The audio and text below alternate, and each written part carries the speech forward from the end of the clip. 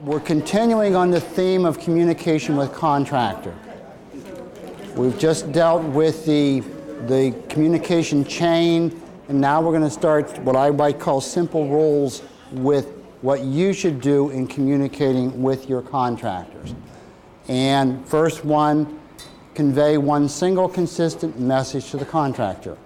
Contractor needs to hear, and maybe I'm getting ahead of myself. Let me go to the next slide.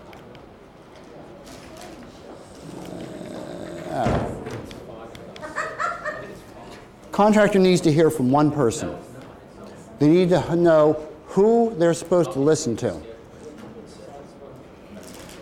And these things I kind of developed over the years because I'll tell you a situation that first came to me about 1990. And I was doing a class sort of like this in contract management. And I had a person raise the hand and ask me a couple questions. First question was, do you think the contract manager should have a copy of the contract? And I really had to think about that one long and hard. And I said, oh, yeah, I guess that contract manager should have a copy of the contract. Actually, I thought about half a second before I answered that one. And the person responded and said, well, I was told by my boss that I didn't need to have a copy of it. I'm the contract manager, but I didn't need to have a copy of the contract.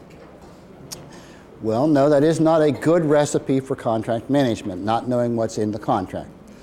And then the second thing the person said was, well, my boss made me the contract manager.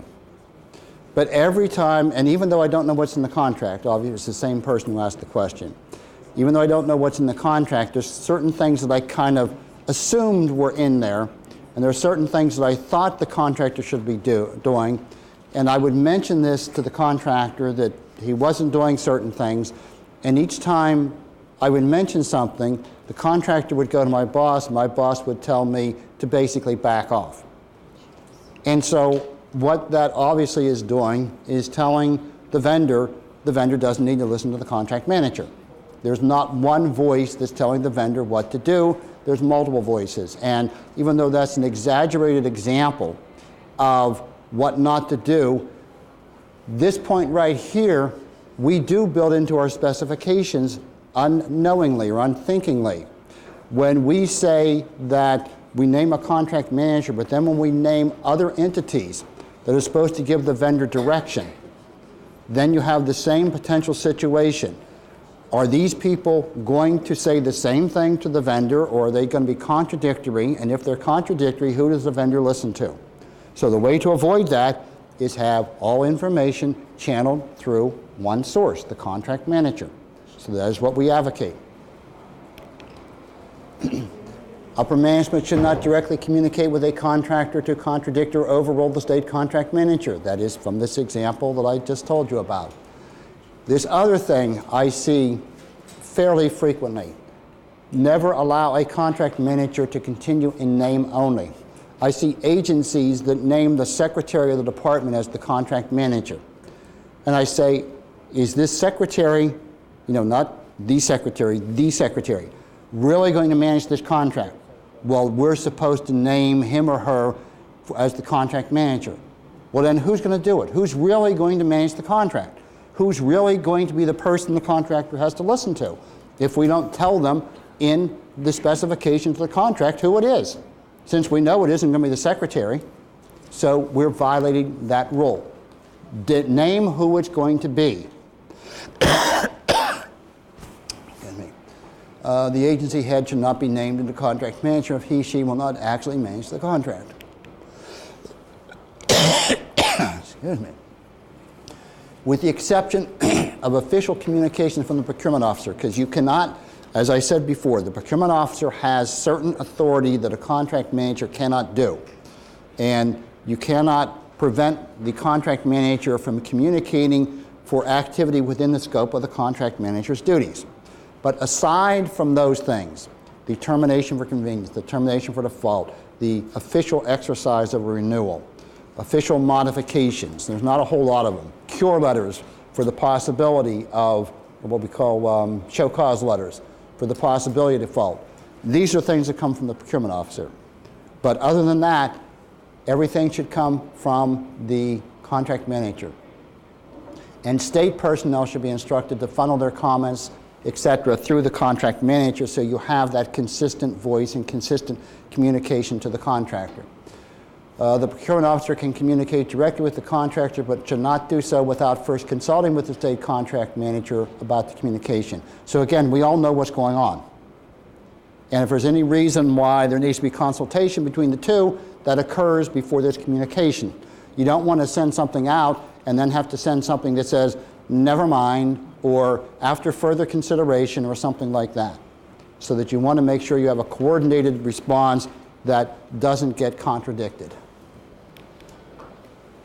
So those are very simple rules of communication with the vendor. And as I said, I see them still name who is actually going to be the contract manager. And if it isn't, if they say it's going to be the agency head, but someone else is actually going to do it, name that person as the contract manager. And what has to happen internally within the agency, even if I'm named the contract manager, but I know that I can't do a single thing without approval from my boss, I'm not going to say that in a contract. I'm going to be named as a contract manager, and then anything that I need to do internally to get approvals, I will have that transparent to the vendor. I will do whatever I'm required to do internally, but then I will communicate with the vendor so that it is the official response of the agency. And this thing about you go to this person for this activity, and this person for this activity, and this person for this activity, it doesn't work.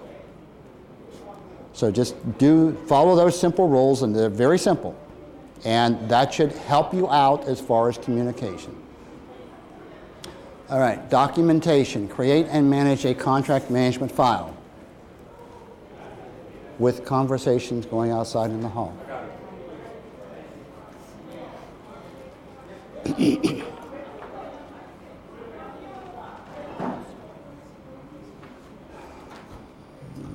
Okay.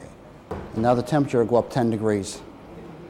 The contract management file should be started in the planning stage and should be continually updated throughout the procure stage and all of the perform stage. As each decision is made, deliverable change occurs, if you have a modification or something like that, either via a formal modification or via the change management mechanism. For certain types of contracts, you will not have discrete absolute deliverables that says the vendor is supposed to do a certain thing by a certain time. Instead, you'll have a procedure to kind of guide the vendor real time. If they have to do research and analysis and come up with recommendations before they know what the next step is, you have to have a mechanism to agree with their recommendation or disagree with their recommendation or tell them what they should do instead. And that is not a formal modification, but that is a change, what's called change procedure, and all of that needs to be kept in the file. So again, everybody knows what the vendor is supposed to be doing at any point in time, what they officially have been directed to do. As each new document is sent or received to the vendor from the vendor, or each change occurs in key personnel. If they change their contract manager with your permission, you want the resume of the contract manager in the contract management file. This file should contain information concerning the resources the agency will employ to manage the contract. The state personnel involved, other contractors involved, whether they be full-time, occasional, etc. As appropriate, all documents should be either originals or copies. So it depends on what it is as to whether you want the original. If it's the contract, you want the original of the contract. If it's a copy of an invoice, you want a copy of the invoice because typically the original goes to accounts payable, something like that. But you'll have to decide what goes in there, but each document, either an original or a copy, needs to be in that file that pertains to the management of the contract. Examples, the solicitation needs to be in there. Any amendments to the solicitation, the contract.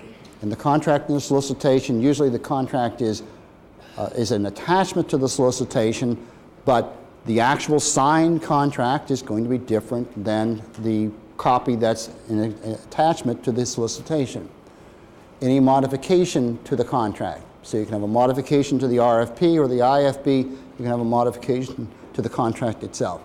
The contractor's management plan. As I think I've mentioned before, and I will mention again, you frequently will want the contractor to give you a detailed management plan. You will want from them probably a draft if you're doing an evaluation, because you're not going to want a detailed plan when the vendor is still competing to win the award. But after they do win the award, then you do want a detailed plan.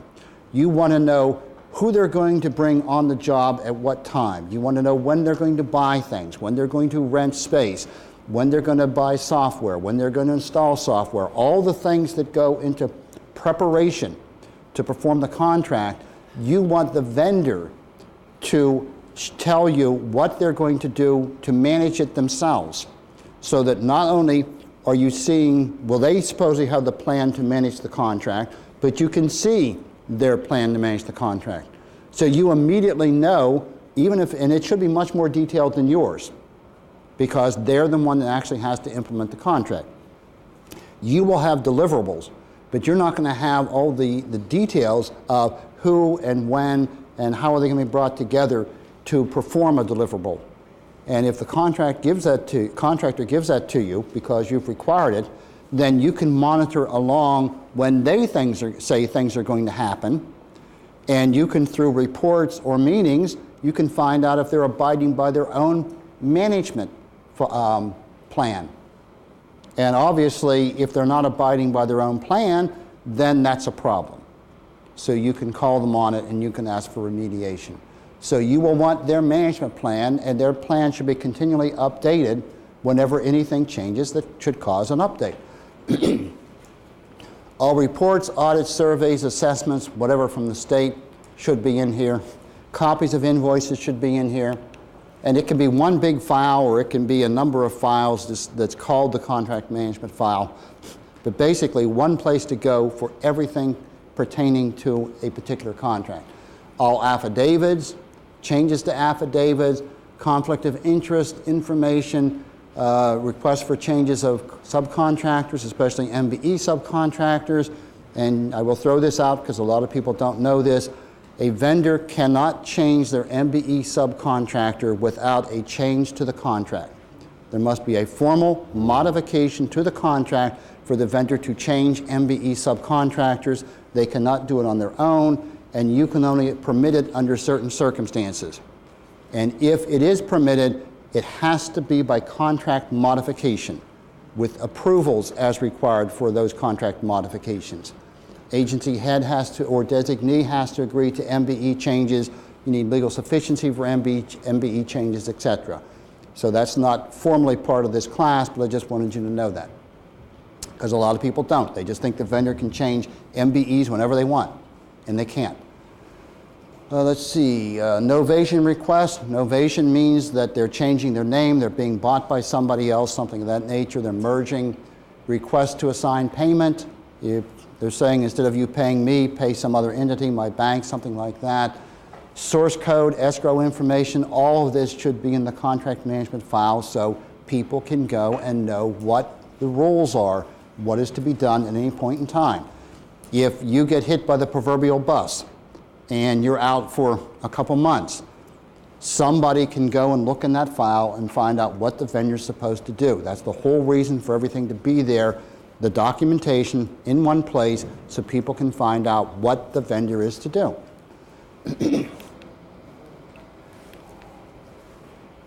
Your contract compliance checklist that you have done initially and put in the solicitation and then updated as you did amendments to the solicitation, updated as you got the vendor's proposal. So should be current all the time, currently up to date. Insurance. If they have insurance, you want copies of insurance policies. If they have bonds, you want the surety form in there. And if they are required to give you resumes of the contract manager, you want the resume of all key people, should be in there. If they've done this escalation, this complaint escalation thing, you want that in there so anyone who looks at it knows what the contact information is. For regular, for emergency, If there are meetings, if you have meetings once a month, all the minutes of the meetings should be in this contract management file. So anyone can go back at any point in time and find out what was agreed to. So you have these meetings, you discuss things, you come to an agreement. That should all be recorded so everyone knows what was agreed to. And in the planning class, we talk about meetings and reports and the fact that everyone who attends the meeting should sign off on the minutes so they're all acknowledged that this is actually what was agreed to. If they're doing reports, including the MBE reports, that should be in there. If there are task orders, if it has that type of a contract where there's task orders, the proposals to the task orders should be in there. If there is this thing called a report card, which I will get to shortly, that should be in there. Formal evaluations, and I'm going to point out two types of evaluations that can be done. The most typical, the one we think of, is where we are critiquing the contractor. We're doing a report card on the contractor's performance. But the other thing that can be done, and I will mention shortly, it was something that maybe would have taken care of the situation Mark described, where the vendor can do a critique of the agency's performance. Now, admittedly, vendors are frequently hesitant to say a whole lot negative, but maybe there will be enough indication, or as I'm going to say, maybe if you only require or have a final evaluation, in the final evaluation maybe they will be more honest than in the intermediate ones. So that's something that can happen. Changes in contractor activities approved by the contract manager or change committee that do not constitute change contract modifications. As I just mentioned, if you have a change management procedure. That's the last point up there. If there's a, let's see, continual refinements of the contractor's work efforts, if this is part of the contract, when the contract requirements are relatively unspecified and it is necessary for the contractor to identify existing conditions or circumstances and how to improve those conditions, they need to document the what is, what should be, and then what it was changed to be. All that should be in the contract management file.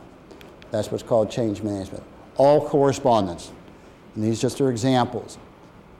Requests for correction, otherwise known as remediation plans, correction action plan, complaints, compliments, request to change personnel, approval or disapproval of the request. Sometimes we will direct them to change personnel. Show cause letter is something that's preparatory to a termination for default. Renewal notices. Request for equitable adjustment. We will deal with that later. Contract claims, if they file a claim, what we do with the claim, response to it, etc. Termination actions, default convenience, release of bonds, release of letter of credit, release of retainage, imposition of liquidated damages, withholding payment, notice to surety. We're going to discuss this later, that if you take action against a vendor and there's a bond, you need to notify the bondholder that you've taken action. MBE issues, substitution, prompt pay, all of this needs to be in the contract management file. In short, after I've exhausted my ability to speak, this file should contain anything and everything that pertains to the contractor's performance of the contract. That should be in this file. File should be continually updated throughout the term of the contract with any new information. The file should be retained for 3 years after all payments have been made under the contract or until the agency or unit is audited, whichever is later. So you have to keep it there till the legislative auditors come in. And if they come in before 3 years, you will keep it for 3 years. If they don't come in within 3 years, you will keep it till they come in and do an audit. So all that needs to be there. Got that? All right, now we're going to go back to this issue of formal evaluations. We're going to talk about 4 o'clock? Yeah. So we're past. You didn't set your clock up, in fact? What's wrong? Is it actually 5 after 4? Yes. So in other words, We're done, man. you should have left 5 minutes ago? We're done. Hey, when we come back, we'll talk about formal evaluations. How about that? What? Like saving time. Oh, I didn't change it. That's what I wondered. Tell them that. Sorry, guys. We have to be Their money's worth. See, I don't know what's going on. I could have looked at this and known. All right. 5 after 4. I didn't think you'd stay here that late just because you loved this so much. Okay. And you guys let me go. All right. Formal evaluations. Let's see. So did we take? Yeah, we took a break already. I'm affected. Remember this. Formal evaluations by the agency of the contractor's performance. So now we're looking at a report card, and I'm going to differentiate between what I call a report card and the contract compliance checklist. And the key difference is the compliance checklist focuses on actual deliverables. Did the vendor complete a deliverable as the qualitative standard that was required by the time that was required? So the actual things they were supposed to do, did they do it? Now what I am calling a report card is something that's more generic than that. Instead of looking at specific deliverables, it's looking at more subtle characteristics of the vendor. Let's see. The solicitation might specify that there will be periodic formal evaluations of the contractor's performance. For instance, these might be done every 6 months plus a final one, and they would be in addition to the compliance checklist or anything else that's being done. These should be carefully constructed and assess general performance characteristics, not specific deliverable accomplishments. The focus should be on improvement, not criticism. And these are examples of what I'm saying you might have as a report card. Communication. So for instance, if they're supposed to do reports, generally are the reports timely? Are they accurate? Are they clear? Are they complete? So you can have these. Meetings. Do they have the proper people at the meetings? Do the people who are there know what's going on? Do they seem to be conversant with the contract and can they answer questions? Do they, if they are responsible to prepare the minutes, if the contractor is responsible, do they prepare them timely and accurately? Generally, would you say they're cooperative? Is the vendor cooperative with you? Are they responsive to complaints? Are their invoices accurate and timely? Staffing. Do they have a high rate of turnover? Do they have a lot of vacancies? Do they try hard to replace vacancies? Do they try to minimize how long a position is open? So at any point in time, how frequently do they have vacancies? Do they have 10%, 5%, 1%? This is general information. Overall assessment of assigned personnel. Has the quality of assigned personnel increased, decreased, stayed constant? Which hopefully it would stay constant, if not increase. Overall timeliness of performance, overall satisfaction. So basically, if you look at these things, they're not commensurate with a deliverable. It's not has action A happened. These are just general characteristics, and you can do this in addition to. You definitely want to have the checklist to deal with your actual deliverables. You can have this in addition to that. It's up to you. Going the wrong way. Each evaluation subject should have a letter grade or description. Good, fair, bad, A, B, C, etc. And be supported by examples that led to that rating. Why did the vendor get an A? Give some examples. Why did the vendor get a D? Give some examples of things that happened that would say, I had to go to you 5 different times to get one little thing corrected. And even though you had this escalation chain, you followed that and still nothing happened. So until I called the president of the company, nothing happened. So you get a D for communication or responsiveness or something like that. Excuse me. The contractor should be permitted to see a draft of each evaluation and provide comments prior to the evaluation being final. You always want to share the information with the vendor so they have the ability to offer a rebuttal. Now, obviously, if you're praising them, they're probably not going to say, not enough praise, give me more. But if you're complaining about them, they may want to say why they don't agree with your assessment. And sometimes what they're going to say illustrates that you're part of the problem. You hold them up. You don't give them decisions. You don't give them direction, or they're getting conflicting direction. So that's good to get as a rebuttal from a vendor. And the draft might be changed due to the comments, but if the draft isn't changed, the contractor's comments should be retained in the contract management file as part of the evaluation. So you have not only your side, but the vendor's side. And that is a constant. You always want feedback from the vendor as to whether they agree or disagree. Doesn't say that just because they disagree you're going to change anything, but you can at least have their side of the story. It's best if the report card is constructed in advance and included in the solicitation, just as we said for the contract compliance checklist. If you do this, if you have it in there, it's a further indication that you have taken a lot of effort to try to indicate you're going to manage the contract, and it helps convey to vendors you're going to manage the contract. And so if I don't want to perform, I shouldn't bother to respond to your solicitation. That's hopefully part of what will result from doing this work. This, along with the compliance checklist and other performance-related items, should indicate to vendors a serious intent to measure the contractor's performance and hold it accountable for the contract deliverables.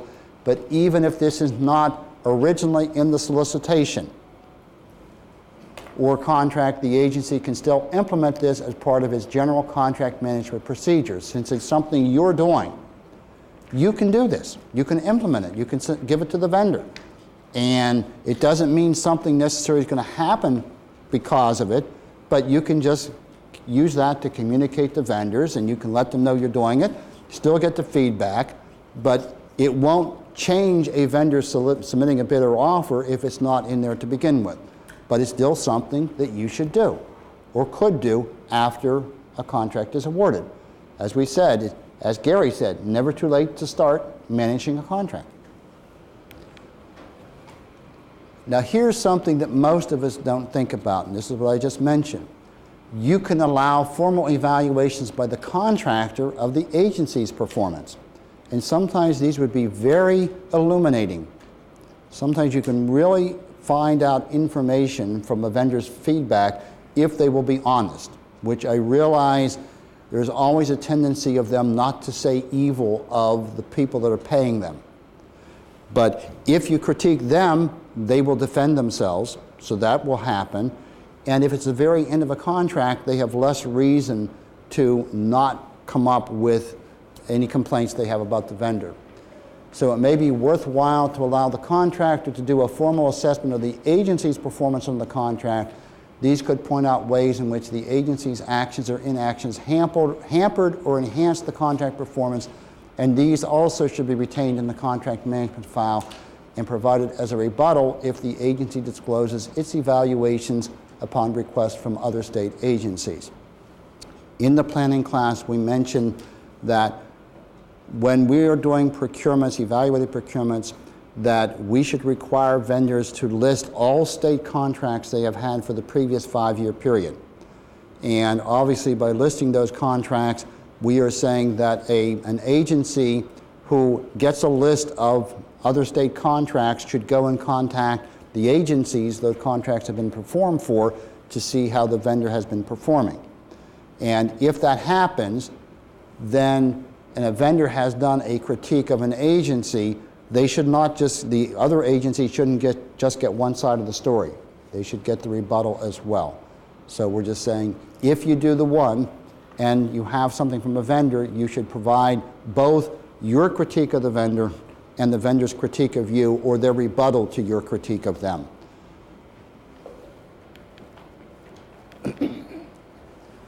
All right, let's see, contractor evaluations. For maximum benefit in managing a current contract, these evaluations might be done annually or as frequently as the agency evaluates the contractor performance. The report card, such as every 6 months, but one should be done at least at the conclusion of the contract. Just a possibility for you to consider. All right, now we get to the document disclosure caution. And this is sort of what I've been mentioning to you. Formal contractor evaluations and other compliance documents are for use for managing state contracts. They should not be disclosed or provided to non-state, and I want to emphasize non-state, sources without prior consultation with your assistant AG. Because there's all kind of issues with people suing other people because they have given negative references, and so a lot of people are skitsy about giving any kind of references, good, bad, indifferent. And if you have non-state entities coming to you for references or things of this nature, you should be very careful about doing anything of this nature, providing it to non-state entities. Now, state entity is another situation. This information can be provided to other state agencies that request this under the 5-year other contract clause, but vendor rebuttals should also be provided so that you're giving the other state agencies both sides of the equation. So that is the caution.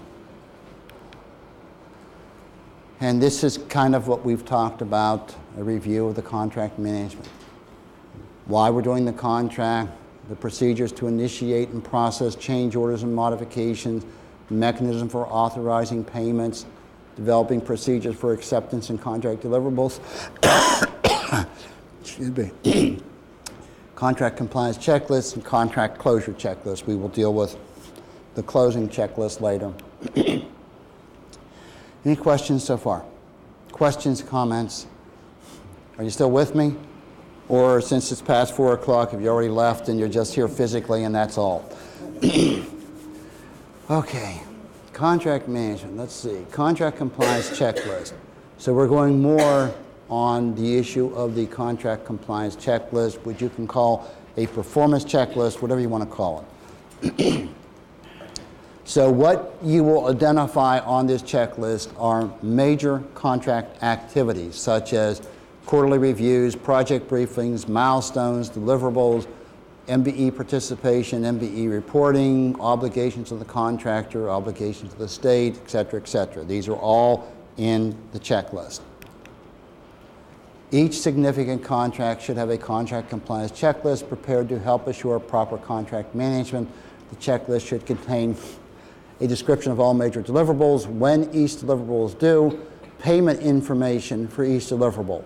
And when we say payment information, twofold. When should the payment be made?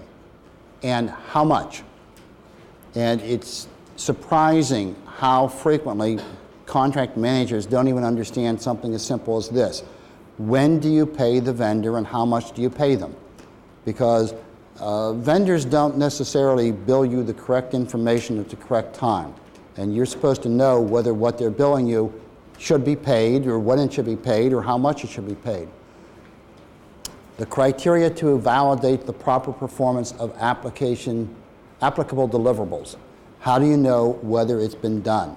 Because sometimes you will need these monitoring tools to even know, because it isn't just casual observation. And who will make the determination of whether it is being done? Is it the contract manager, or does someone else do it and tell the contract manager and the contract manager communicates it? So internally within the agency, you need to know who is going to be doing the evaluating to determine whether a deliverable is done. Is it your IT office? Is it your legal office? Who is it going to be? And even if you have the contract manager communicate, that doesn't mean the contract manager is the one that's going to make these decisions by him or herself. So internally, you need to plan these things and you need to know these things. The initial version of the checklist, and a lot of this is redundant. It's about the 3rd time I've said it, but I guess I really want you to understand it if I said it 3 times. The initial version of the checklist should be prepared when the specifications are done, or if it's a contract, like a sole source, when the contract is done. So that's when you do the initial version, and a copy of the contract checklist might be included as an attachment. I didn't know I was saying this so frequently, so I'll try to go through this quickly. Hopefully the inclusion of a comprehensive checklist will help convince vendors not to respond if they don't intend to fully perform, or to assure that their quoted price is sufficient to allow proper performance. The initial checklist should be updated throughout the procurement process to reflect any deliverable change affected via an addendum. So if you do an addendum that changes a deliverable, you update your checklist to reflect that. and if you're doing a sealed proposal procurement. Much of the time, a significant portion, and sometimes even the major portion, of what the vendor is going to do is contained in their proposal, not in your RFP. Your RFP will identify what the objective is, what the vendor is supposed to do, but the actual deliverables might be fleshed out by their proposal. And if that's the case, then you need to update your contract compliance checklist to make it conform to what the vendor has committed to do in their proposal, because you want to incorporate that by reference into the contract, and now you have to know that those are deliverables under the contract because they've been incorporated. So their completion timeframes, their performance commitments, the price, component prices, all of that need to be updated in your contract compliance checklist. Should also be updated if there are significant modifications deliverable after the contract is awarded. We have said right in the beginning of the class that you plan for contract management and then you make adjustments as deemed appropriate even while the contract is going on. So if you make a change in the contract via modification, you need to update your checklist. Or if it's under the change management procedures. So the current version of the checklist should be referred to each time an invoice is submitted for payment so that somebody knows whether payment is to be made at that point in time for what is on the invoice and in the amount on the invoice. And no payment is approved unless it is verified, and you don't make duplicate payments. So that's why you need the checklist. Checklist should be prepared so that if the contract manager changes during the term of the contract, each new contract manager will be able to identify what needs to be done under the contract. Said this before. And current copies of the checklist might be provided to accounts payable. Should they have a copy of the checklist? Should they have a copy of a part of the checklist which deals with the deliverables, the time frames, the payment amount, so that if for some reason you as the contract manager don't abide by it, they at least have it that they can see whether it should be at that point in time for that amount for that activity. So do you give it to accounts payable? Do you give it to your internal auditors? Anybody else who might be involved, do they need to have a copy of the checklist? So that's a decision you will make. All right, and we have this exercise, but we have not fleshed out this exercise yet, so we will do it on day 2 to go through this exercise. Okay. Because I have to talk further with Gary because I can't find my copies of the stuff. But this is that fun exercise. Did I send it to you? No, this is the one you had me. This is the one that went to the Board of Public Works a year and a half ago. This is that fun one. This is rich. Okay, so that you know that you're going to have this fun example that you can deal with on your second day. So we're going to move past that. So we won't even talk about that since we're not doing it right now. Let's see. Sign is also important. Aside from the agency having a contract management plan, it is also important for the contractor to have a management or performance plan for a major contract.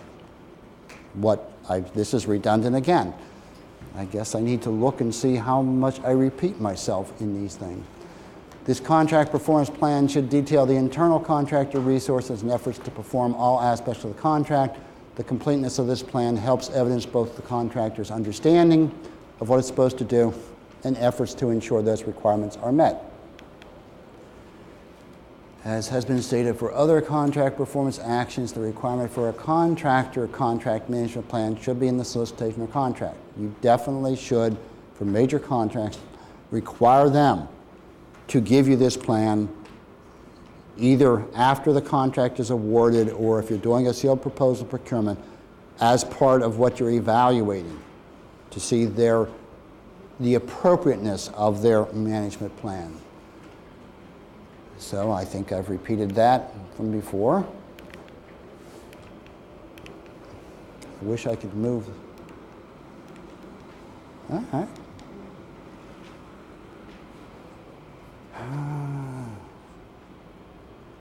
And the same as we talked about, you updating your contract compliance checklist, whenever there's something that changes within the contractor, we should require them to update their management plan.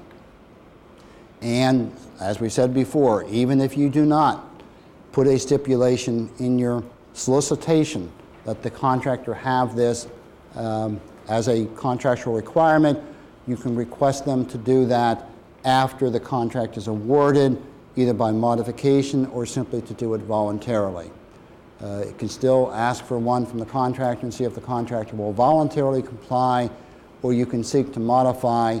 Presumably, it would not have a cost for them to do a contract management plan, because hopefully they already have a plan to manage during the contract. So it shouldn't be something they're going to have to devise just for your purposes. One would certainly hope not. But if you put it in up front, then you can make sure they have it before you ever award to them. Excuse me. The complexity of management plans will depend upon the complexity of the contract to be performed, i.e. there will be different focus for different types of contracts. And if you have primarily a repetitive contract, something where they do the same thing every day, clean the floors, serve the food, etc., you will have a different type of management plan that focuses on repetitive actions than if you have what you would call a progressive type of contract, where they do one activity, and then after that activity is done, they do a second one, and everything builds upon another. And the typical example of that is construction. You do the first floor before you do the second floor, before you do the third floor, etc. So you need to know which type of contract you have, so you know what type of management activities to focus on. Repetitive contracts, the focus is on procedures to ensure consistent output, quality, etc. The meals are prepared 3 times a day to the requirements, the caloric content, the nutrition content, etc., and that they clean up, that type of thing. So these are the things you look at if it's a repetitive type contract. And let's see.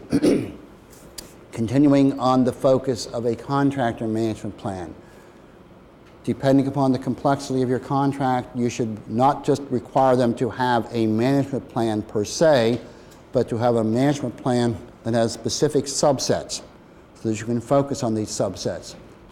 So for instance, you may want them specifically to have a staff recruitment and replacement plan.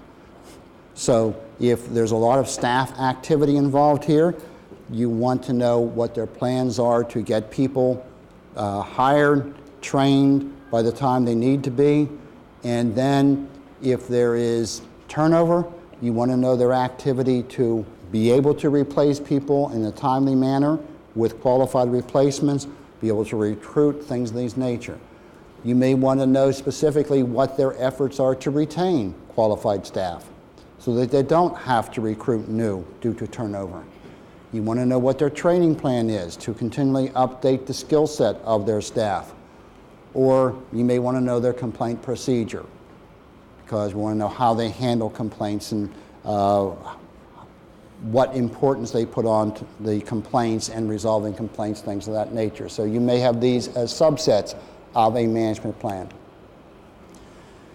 Let's see. If it's something where they have to go out and lease or buy equipment or space, you will want this as a subset of their management plan. When are they going to lease the space? When are they going to buy the equipment? When are they going to get the software? Those type of things. If they have off-site support, what will that off-site support look like, and when will that be provided?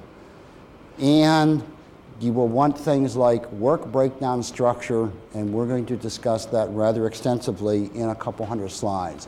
But you will want to see how they are applying labor and how quickly they think things are going to happen, and that's tied to payment. So you will want those type of things.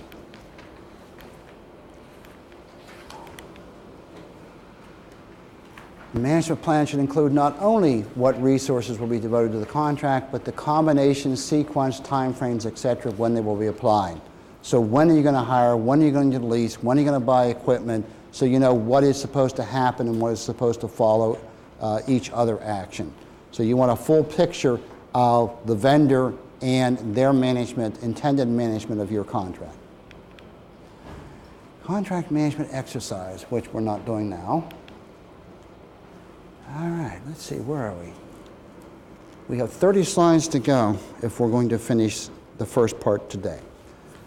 There should be at least one work initiation conference. So we're into the fact now that we're going to start the contract. And what you typically, for any major contract, should do is specify there will be a work initiation conference before the vendor actually starts work. Typically, this will be in your solicitation. And you will specify when it should occur, i.e. within 10 days of contract award or something of that nature. And you should specify who is to attend from the vendor and who is to take notes, things of this nature. So there should be at least one for any significant contract. Excuse me. Even for relatively minor contracts, there might be a telephone call or emails. And I have an example later of where a telephone call did something very important, but I'll get to that later. Purpose of the work initiation conference is to ensure that all parties understand each party's duties. And you may say, well, how do you go this far? And how do you have the specifications and the procurement, and especially if it's an evaluated procurement, where you've had oral presentations and you've had discussions, and how could it possibly be that you've gotten to an award and the vendor doesn't know what they're supposed to do? And that's a good question. How can it be? But it is.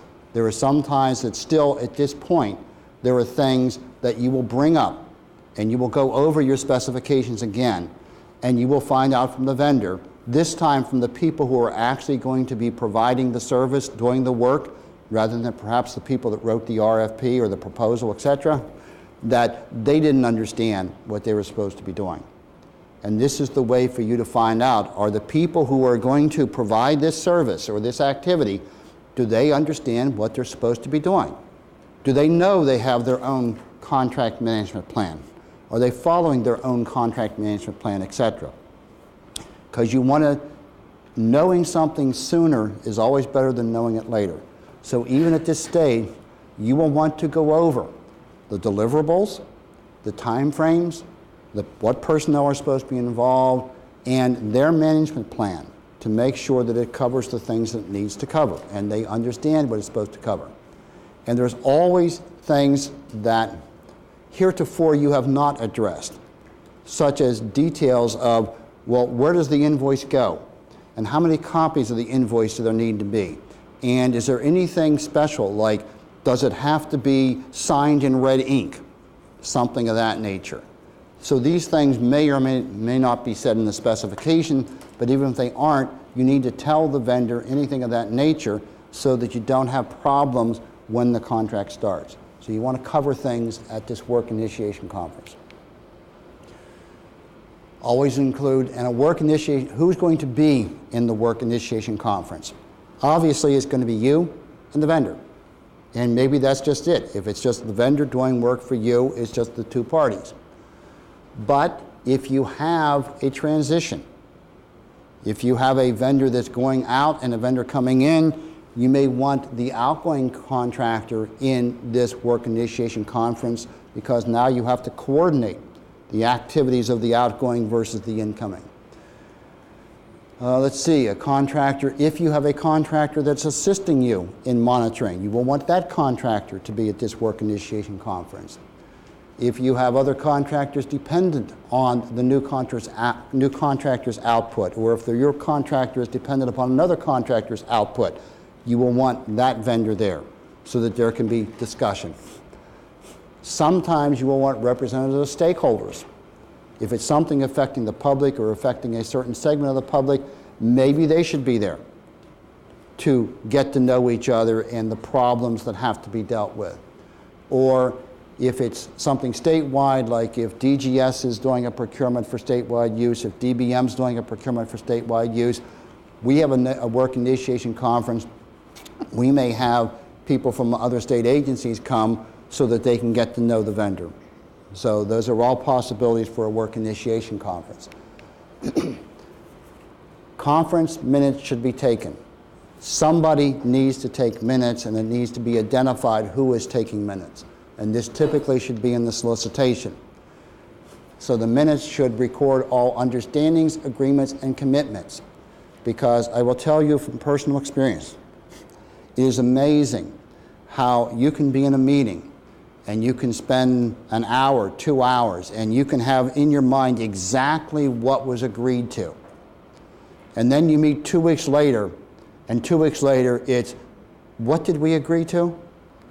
And then each one will have a different remembrance of what was agreed to.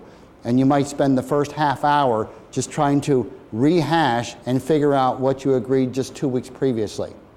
If you take minutes, it shouldn't get to that. It should be there, and if you have distributed those minutes and had people sign off to the accuracy of the minutes, then you all know what was agreed to. Excuse me again. So the minutes should be provided to all parties within a short period, and they should be approved for accuracy and completeness within a short time frame by all parties, so that everyone signs off, yes, this is what we all agreed to. And if anyone says that isn't what we agreed to, then there is some kind of discussion about, well, did we or did we not? But if we all agreed and we all signed, then we don't go backwards because we all agreed that is what we did in the first meeting or the prior meeting, etc. The specification should include who will take the minutes, the time frame to complete the minutes. So not only, and usually, I mean, from my standpoint, I like the vendor to take the minutes, because usually the state doesn't have the staff to take minutes. And if you do, fine, but if you don't, specify who's going to do it, so if the vendor is the one responsible, they can include it in their price. So how long will they have to turn minutes around? And frequently, we will make comments to the minutes, so if we make comments, how long before they revise the minutes according to those comments and resubmit them. And but if not in the specs, these details need to be agreed to in the initiation conference. Well, we forgot to mention it in the specifications, so who is going to take minutes? And maybe you agree to a rotating basis. State the first meeting, agency the second meeting, the vendor second meeting, etc. So, things to consider. Now, even at this stage, you're at a work initiation conference. If there is indication the contractor is not making sufficient effort to properly commence the contract by the start date, take action right then and there. This is a first indication of whether the vendor is going to perform. So if you have a work initiation conference and you expect certain things to be done, and their time frame is going to say, let's say that the contract manager or certain key staff are going to be hired by this date, and you go to the work initiation conference and that person isn't there because they haven't hired them yet, or you say, all right, you were supposed to have bought X software by this date and they haven't done it, you immediately know there's problems with the contractor's performance. You may be 30 days, 15 days, 30 days before the start date of the contract, and you already can be exercising contract management by pointing out the vendor isn't meeting these preparatory actions even before the contract's supposed to start. And you can say, by the next meeting, which will be 1 week from today, I want now a complete plan of how you're going to make up for the things you haven't done and be ready to start on time with everything being in place. And the reality is, going to that bullet here, there is a possibility you could even have drafted liquidated damages for the vendor failing to do things before the contract even starts. We'll deal with liquidated damages either on slide 245 or on some slide past there. So you'll know what that is. So you can perhaps be withholding money from the vendor because of them not meeting time frames of things to do before the contract starts. And you might even have this situation. If it's bad enough, you might either go with the current contractor or start talking to the number 2 vendor and see if they might be ready to pick up. If things look like at this stage the vendor isn't going to be able to perform. It depends on what you're doing, how large it is, whether you have someone already in place, those type of things. But knowing that it isn't happening earlier gives you more options of what to do to try to minimize any negative effect. If the contractor may not be ready by the start date, take immediate remedial action. Contingency plans. Contract requirements that could be suspended as of the start date without undue harm, where you're going to make appropriate deduction because of that. State personnel. Maybe we have to divert state personnel from something else to handle the shortfall. Again, with adjustments to what we're paying the contractor. One or more other contractors. Maybe we're going to go out and get somebody else to do something on an interim basis with appropriate adjustment, or a combination of all of these. If you find out early on that something doesn't seem like it's going to be ready on time. In extreme situations, could even get to the point that there's a termination of the contract before it even begins. And I did have this one time, and the example is in this class. I mean, we have it in one of the slides of a situation where I terminated a contract a week before it was even supposed to start because the vendor had indicated they weren't going to start. And we will get to that. Did they give you in writing? Well, in that particular instance, no, they didn't. But what I did, and I'm saying what is in these other slides, I sent them a letter that said they must inform me in writing, and their failure to inform me in writing by a given date was construed to be their non-compliance with the requirements and would mean I was moving on. Right. So I didn't put myself at the mercy of the vendor coming back. Either you write me and say, yes, you will, or your failure to respond means, no, you won't, I'm moving on. Let's see, whatever is done, however, should reinforce that the agency expects proper performance of the contract and will take the necessary decisive action to, as much as possible, ensure proper performance occurs. And this theme, the next thing there, we've said over and over. Allowing the contractor to miss required performance at the very beginning of the contract without appropriate action sends the message the subpar performance is okay. And we don't want to send that message because it isn't okay. All right. Start up outreach meetings. And work initiation conference is one thing, but there's certain contracts that we do where you have potentially a lot of customers that you want the vendor to get out there and meet the customers.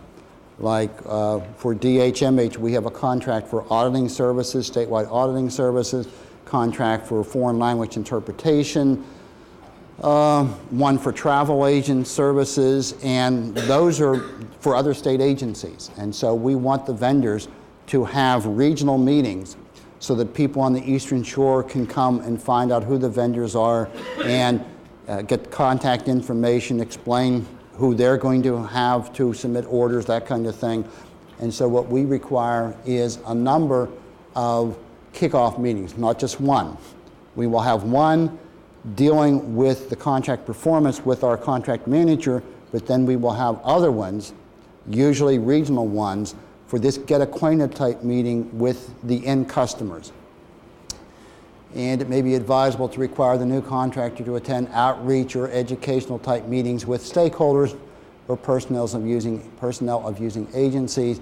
Such a requirement should be in the contract. Again, you don't want to come to them and ask them to do something where you have an expectation if it's not in the contract. If it's in their best interest, fine. Lots of times, even if you didn't do this, if it has the potential to get them more business, they'll be happy to do it. But you don't want to put yourself in the position of asking for something. It's better to have specified it, so then you have it as a deliverable. So, but if it isn't, you can ask them to participate if appropriate, and sometimes the contractor may even come to you and ask whether you will sponsor or whether it's okay for them to do outreach and things like that. And if you think it's appropriate, go ahead and say it is appropriate. Let's see, these type of meetings would primarily be to inform potential users of the contract's goods or services in terms of what's available under the contract, pricing, how to place orders, contact personnel, complaint procedures, etc. These meetings can be an opportunity for the contractor to learn how best to serve the agencies individually or collectively. And for the foreign language, for the auditing, we have these right in the specifications. And for the one specifically for foreign language, we required them to have 4 meetings, but we also require them to have an annual meeting, that once a year at the first anniversary date, second anniversary date, we're going to have another one of these meetings, not 4 around the state, but 1, so people can come and give their complaints or suggestions or things of that nature, all in the specifications, to try to make the contract better even during the term of the contract. Let's see, the downside of these type of things, and the thing you need to caution vendors, that if you're contracting with them to do one thing or a set of things, even if they do other things besides that, at these meetings they don't use this as a means to try to drum up business for the other things they do. They're there to speak about what is under the contract to do, not what they might be able to do besides what is within the contract. So both vendors and the agency personnel should be told that agencies may only obtain non-contracted goods or services via some other procurement action. So if I do auditing services, but I also do general accounting or something like that, and the contract's for auditing, and I'm an agency that wants to use a particular vendor for accounting, I need to do another procurement if the master contract is not for general accounting services. So everyone needs to know what the rules are.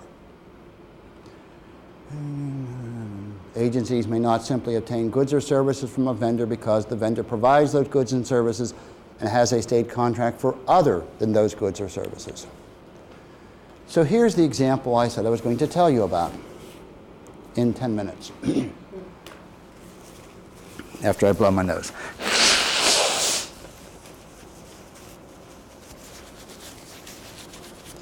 Pest control contract at a facility, specifically Eastern Shore Community Mental Health Center over in Cambridge. A competitive bid is concluded and a new contract is made about 2 weeks before the current contract is to expire. So everything's done in a good procedure. We have the contract in place, awarded at least 2 weeks before service is to begin. About 10 days before the new contract is to start, the facility contract manager calls the new vendor. That's the form of work initiation conference. The contract manager called the vendor to discuss the requirements of the contract. Because it's a relatively simple contract, it was not deemed necessary for an in-person conference. So telephone is good enough. Specifications had noted that services had to be provided weekly on Tuesdays. So in the specifications it says you're supposed to come out on a Tuesday to do the pest control activity at the facility.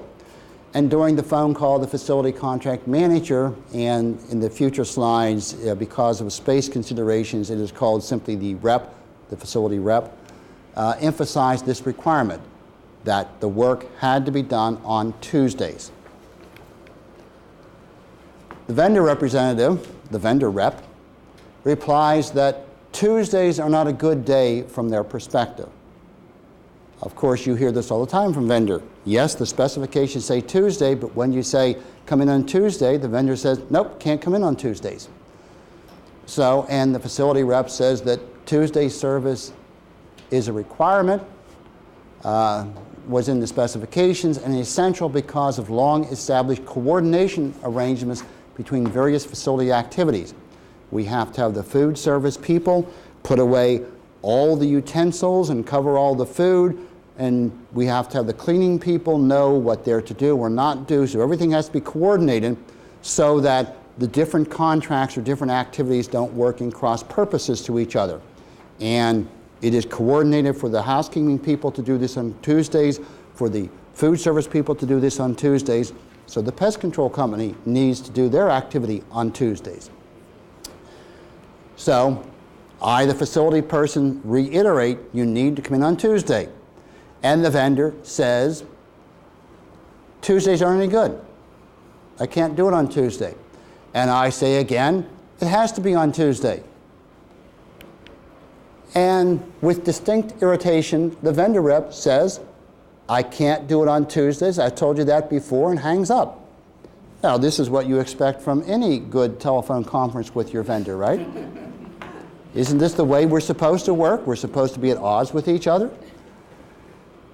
And still somewhat in disbelief with the phone exchange, the facility rep calls yours truly procurement officer, says what happened, and asks what to do. And so I'm going to ask you the question, what would you do? With that situation, what would you do in 8 minutes? Yes? In light of today's training, we'll get a confirming email.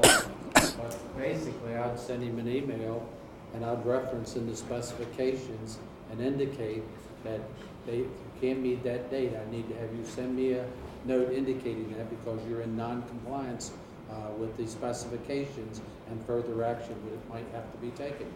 That's about So you would send something in writing to reiterate the requirement that was clearly in the specifications, and their bidding to those specifications indicated their compliance with those specifications, so they need to indicate they're going to comply with the specifications. And I'd probably put the note in there that if they don't respond within a certain time frame, I'll consider that that's an answer. And You have great foresight. we'll take further action. I wonder where you came up with that idea. I like that. That was good. I didn't realize we were getting to this that quickly after I said that. So what would you do? Well, let's see what this wonderful procurement officer did at that time.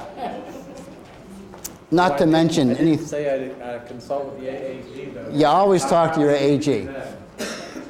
All right, after consulting with the AAG, the procurement officer wrote a letter to the contractor, noting the reported conversation, so what you supposedly said. That ended with the vendor saying would not provide service on Tuesday, quoting the section of the IFB that required Tuesday service, stating that the vendor won the award on the basis of being the lowest price vendor that seemingly would provide the specified services. The letter contents, based upon what was said in the phone conversation, it was necessary to get written confirmation from the vendor that it intended to fully comply with the specifications, including the need for Tuesday service.